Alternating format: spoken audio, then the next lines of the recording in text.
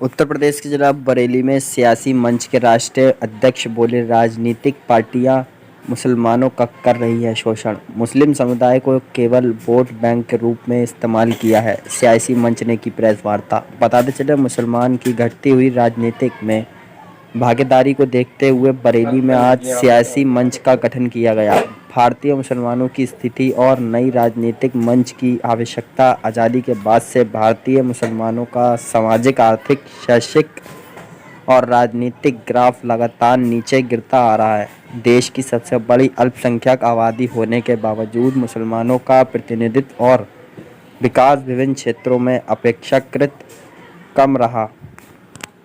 मोहित भाई को आओ।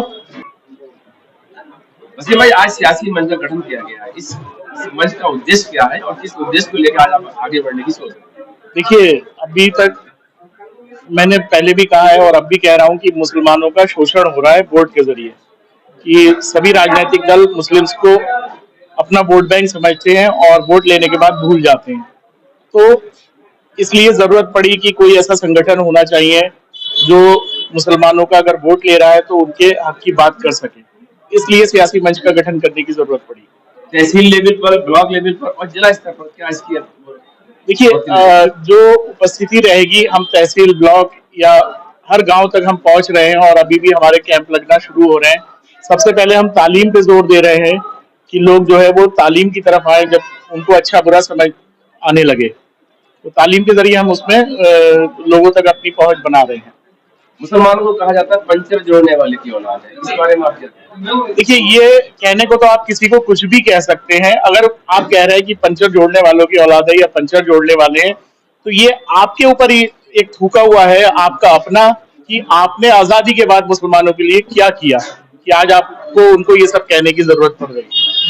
किस तरह से शोषण हो गया?